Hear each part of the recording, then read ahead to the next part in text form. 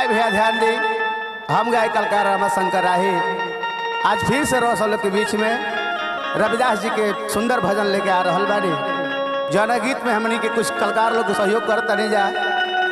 बेंजू पर हमनी के धर्मेंद्र चाचा जी, पैड पर हमनी के विमलेश भैया, तबला पर हमनी के संगत करते नहीं लाल बाबू भैया, जोड़ी पर हमनी के जितेंद्र भैया दुख सुख के साथ ही म्यूजिक डायरेक्टर हमनी के महेश सिंघानिया जी, और जरा देख रेख में कैसे हो रहा बा हमनी के अमित स्टूडियो।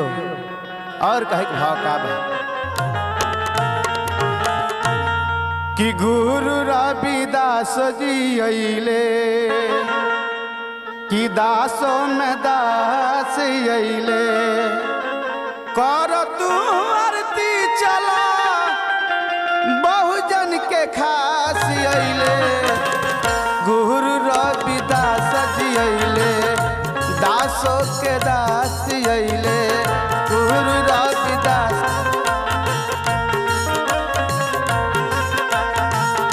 कर तू आरती चला, कर तू आरती चला बहुजन के खास अइले। गुरु रविदास जी अइले दासो में दास अइले। गुरु रविदास जी अइले दासो में दास अइले।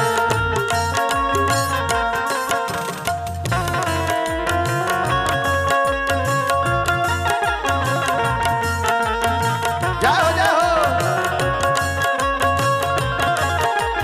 अरे बड़ा भाई धर्मेंद्र काका, लाल बाबू भैया, विमलेश भैया, अजय भैया, अंकित जी,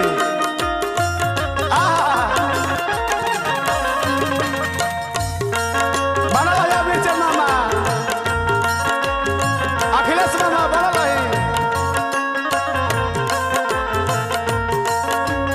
और कहे के भाव है भैया का आरती के थाली सजा लो, सबके एक साथ बुला लो।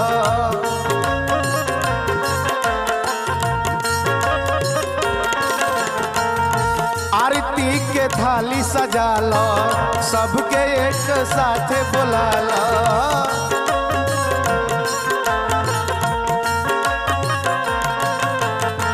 रथवा से चल के देखा, रथवा से चल के देखा बहुजन के पास अइले।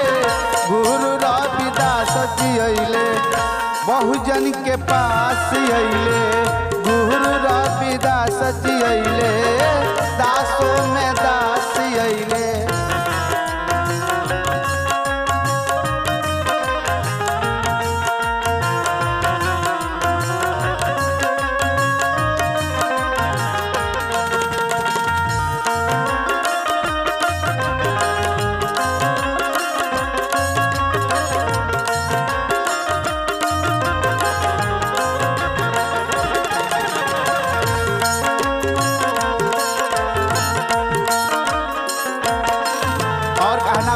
जी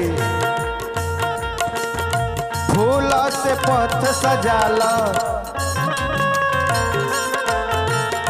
आसन ला मखमल लगा दो।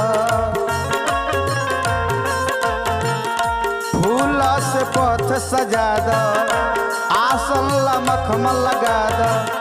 अंधविश्वास के करे, अंधविश्वास के करे बाला नास अइले। गुरु रविदास जी अइले दासो में दास अइले।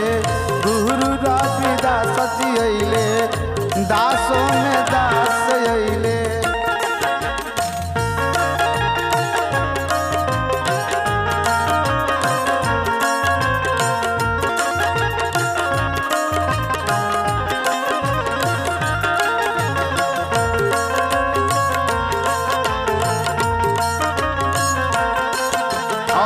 में का नाम बा धर्मेंद्र काका, लाल बाबू भैया, विमलेश भैया, का नाम बा।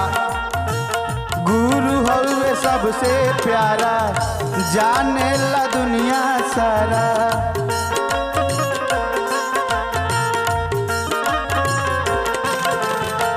गुरु हवे सबसे प्यारा, जाने ला दुनिया सारा।